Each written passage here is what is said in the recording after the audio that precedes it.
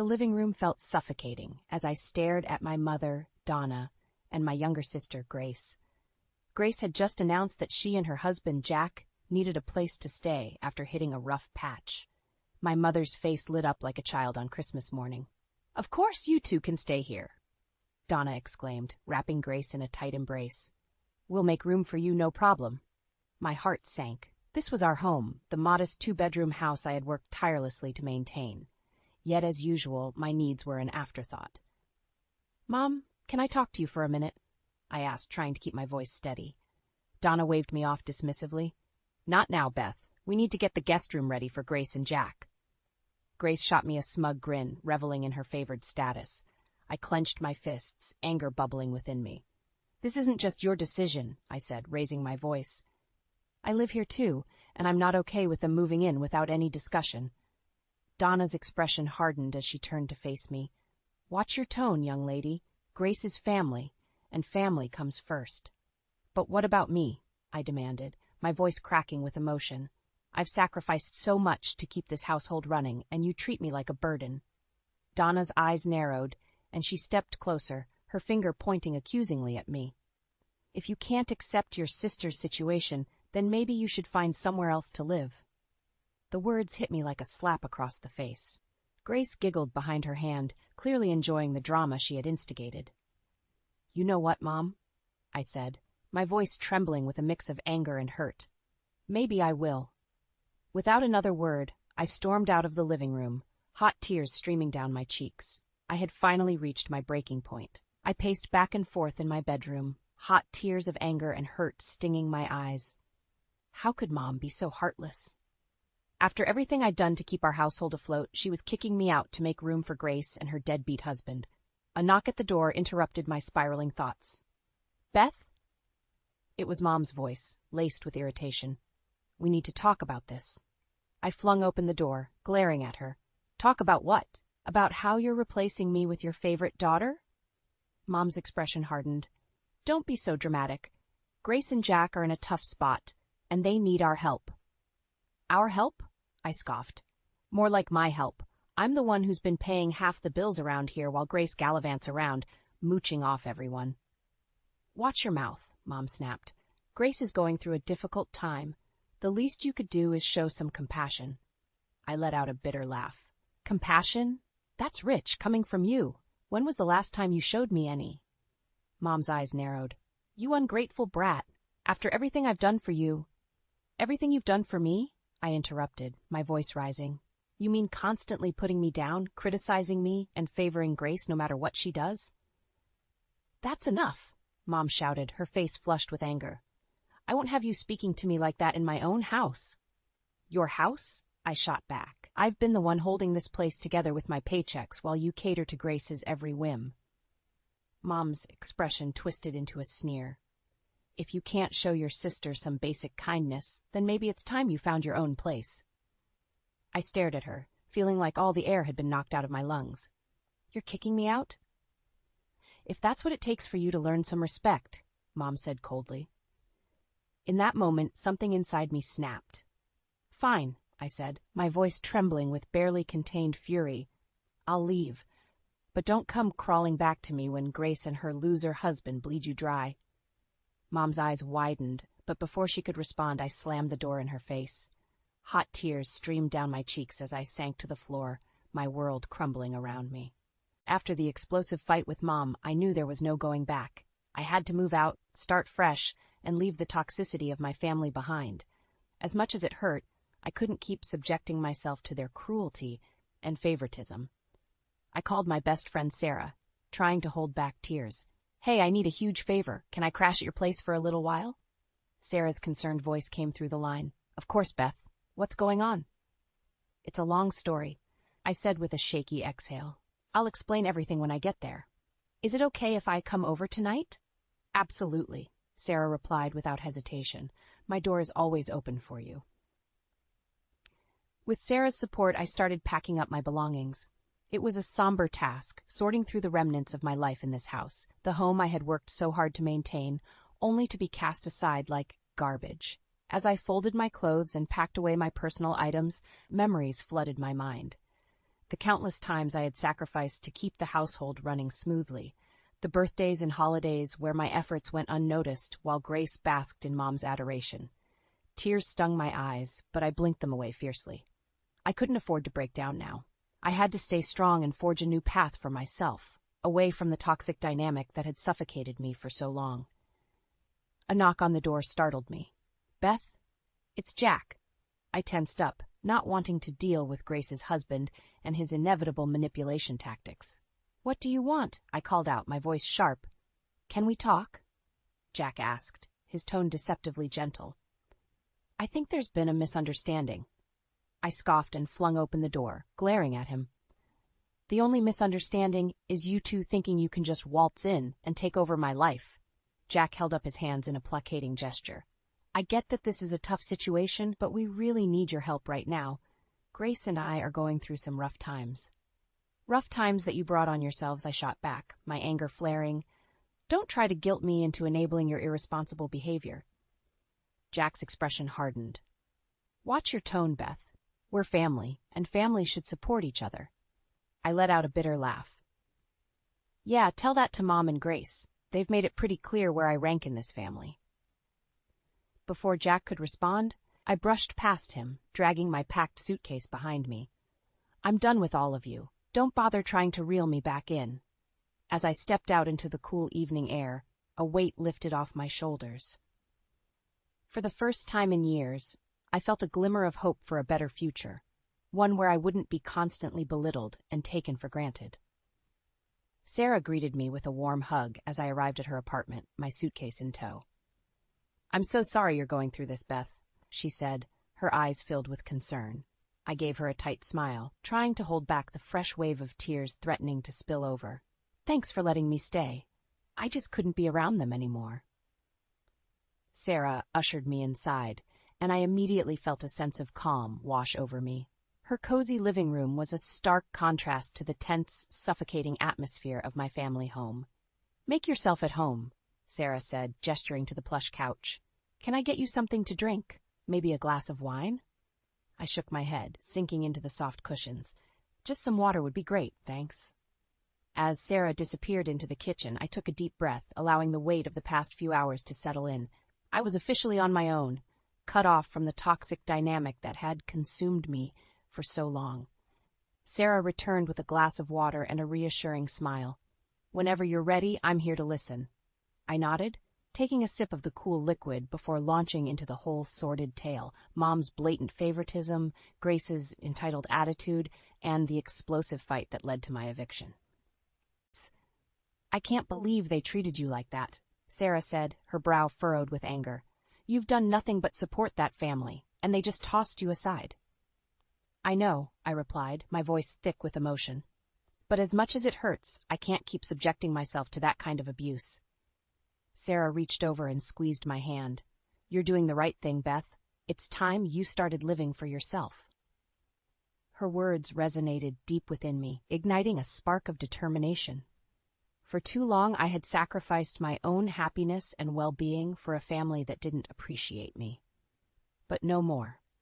Over the next few days, I settled into Sarah's spare bedroom, slowly unpacking my belongings and rediscovering pieces of myself that had been buried beneath the weight of my family's expectations. I started exploring new hobbies, like joining a local book club and taking a beginner's pottery class. It felt exhilarating to pursue activities purely for my own enjoyment, without the constant fear of judgment or criticism. At work, I threw myself into my projects with renewed vigor, impressing my boss with my dedication and innovative ideas. For the first time in years, I felt a sense of pride and accomplishment that had nothing to do with pleasing my family. As the days turned into weeks, the weight of my past slowly lifted, replaced by a newfound sense of freedom and possibility. I was finally living for myself, and the future had never looked brighter.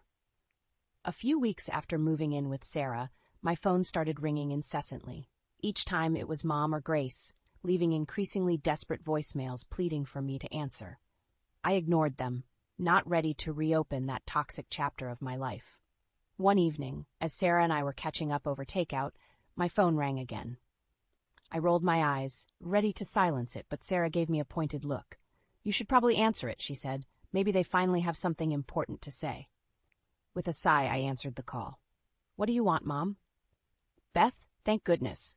Mom's frantic voice came through the line. We're in big trouble here. I felt a pang of satisfaction at the desperation in her tone. Oh, really? What's the matter? Can't handle things without me around? It's not just that, Mom said, her voice strained. Psst. We're behind on the mortgage payments, and the utility companies are threatening to shut everything off. A humorless laugh escaped my lips. Gee, I wonder how that happened. Maybe you shouldn't have kicked out the person who was helping cover the bills. Beth, please, Mom begged. We need your help. We're barely scraping by. I felt a twisted sense of satisfaction at their predicament. After years of being dismissed and belittled, the tables had finally turned. You know, Mom, this is exactly what I warned you about, I said, my voice dripping with contempt. You chose Grace over me, and now you're dealing with the consequences. I made a mistake, okay? Mom cried. I'm sorry for how I treated you. Just please, help us out this one time. I could hear Grace's muffled sobs in the background, and a part of me felt a twinge of sympathy. But the hurt ran too deep. Sorry, Mom, I said, my voice steely. You told me to leave, and that's exactly what I did. Now it's your turn to figure things out on your own. With that, I ended the call, ignoring the subsequent barrage of texts and voicemails. Sarah looked at me with a mix of concern and understanding. Are you okay? She asked gently. I nodded, taking a deep breath. Yeah, I'm fine.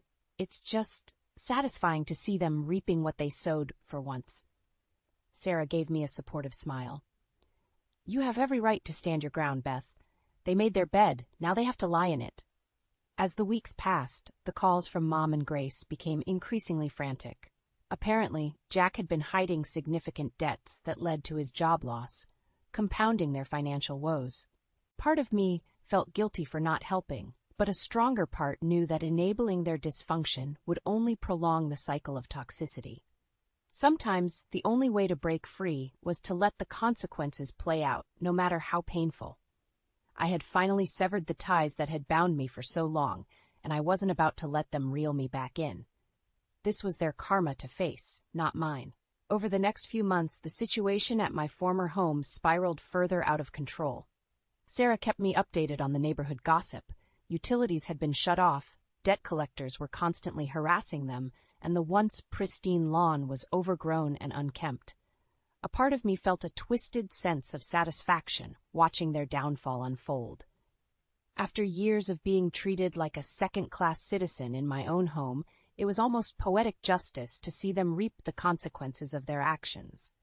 One evening, Sarah came home from work with a concerned look on her face. I saw your mom at the grocery store today, she said hesitantly. She looked rough. I raised an eyebrow, unsure if I wanted to hear the details. Oh, yeah? How so? Sarah sighed. Her clothes were disheveled, her hair was a mess. She looked like she hadn't slept in days. A flicker of guilt tugged at my conscience, but I quickly squashed it down. They had made their bed, and now they had to lie in it. Well, maybe now she'll finally understand what it's like to struggle, I said, trying to sound nonchalant. Sarah gave me a sympathetic look. I know you're still hurting, Beth, but don't let their mistakes consume you too. I nodded, acknowledging her words, but deep down a part of me relished in their suffering. It was the ultimate revenge for years of neglect and mistreatment. A few days later, my phone rang with a number I didn't recognize. Against my better judgment, I answered. Hello, I said cautiously. Beth, it's Grace. Her voice was strained, barely above a whisper. I felt a surge of bitterness rise within me. What do you want, Grace? I need your help, she choked out, and I could hear the tears in her voice. Everything is falling apart, and I don't know what to do. I couldn't help but scoff. Funny, that's exactly how I felt when you and Mom kicked me out like garbage. I know, Grace sobbed. I was so wrong, Beth. Please, you have to help us. We're desperate. A twisted part of me reveled in her anguish, savoring the taste of long-awaited retribution. Why should I help you, Grace? You and Mom made it clear that I wasn't part of the family anymore. Please, Beth, she begged. I'll do anything. I'm sorry for how we treated you. Just please, don't let us end up on the streets. I could hear the genuine desperation in her voice, and for a fleeting moment I almost felt sorry for her. Almost. You know what, Grace? I said, my voice cold and unwavering. "This is exactly what you deserve. Maybe now you'll finally learn what it's like to be the one left out in the cold." With that, I ended the call, relishing in the sweet taste of revenge. They had brought this upon themselves, and I wasn't about to be their savior. As the weeks passed, the situation at my former home continued to deteriorate. Sarah would occasionally fill me in on the latest gossip, unpaid bills piling up, constant visits from debt collectors, and even whispers of Grace and Jack getting involved in some unsavory activities to make ends meet. A part of me felt a twisted satisfaction watching their lives unravel. After years of being treated like a second-class citizen in my own home, it was almost poetic justice to see them reap the consequences of their actions. But another part of me couldn't help but feel a twinge of sorrow. As much as they had hurt me, they were still my family, and seeing them spiral so far downward tugged at my heartstrings. One evening, as Sarah and I were catching up over a glass of wine, she hesitantly broached the subject. "Beth, I know you're still hurting from everything that happened," she said gently. "But don't you think it's time to let go of some of that anger?" I sighed, swirling the rich red liquid in my glass. "I don't know, Sarah. They put me through hell for so long. Part of me feels like they deserve to suffer." Sarah reached across the table and squeezed my hand. "I get it. Believe me. But holding on to that bitterness is only going to poison you in the end." Her words struck a chord within me. As satisfying as it was to watch my family crumble, was I really any better if I continued to harbor such resentment? The next day, as I was prepping for an important presentation at work, my phone buzzed with an incoming call from Mom. I hesitated for a moment before answering. "Hello?" I said cautiously. "Beth?" Mom's voice was barely above a whisper, thick with emotion. I don't even know where to start. I steeled myself, bracing for another round of excuses or manipulation tactics. "I'm so sorry, Beth," she continued, her words punctuated by soft sobs. "I was a terrible mother to you. You deserved so much better." I felt my resolve wavering as she poured her heart out, taking full responsibility for the pain she had caused me. "I know I can never make up for how I treated you," she said. "But please, let me try. I'll do anything to earn your forgiveness." In that moment, something shifted within me. As much as I had reveled in their suffering, I realized that holding on to that bitterness was only hurting me in the end. "Mom," I said, my voice softer than I had intended. "I can't pretend like everything is okay between us. You really hurt me." "I know," she replied, her voice thick with remorse. "And I'll spend the rest of my life making it up to you, if you'll let me." I took a deep breath, letting go of the anger and resentment that had weighed me down for so long. "Okay, Mom, let's start over, one step at a time." It wasn't going to be an easy road, but in that moment I realized that true healing could only come from forgiveness, not just for them, but for myself as well. After the emotional conversation with Mom, I felt a weight lifted off my shoulders. It wasn't going to be easy to rebuild our relationship, but for the first time in years, I felt hopeful about the possibility of healing. Over the next few months, Mom made consistent efforts to make amends. She invited me over for weekly dinners, where she listened intently as I opened up about the pain and neglect I had endured. Though it was difficult, I could see the genuine remorse in her eyes. Grace and Jack, on the other hand, kept their distance. The last I had heard, they had downsized to a modest apartment and were slowly getting back on their feet. A part of me still harbored resentment towards them, but I knew that holding on to that bitterness would only hold me back.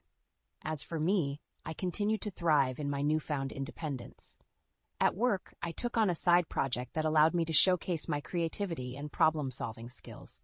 My boss was impressed with my dedication and innovative ideas, and whispers of a promotion started circulating the office.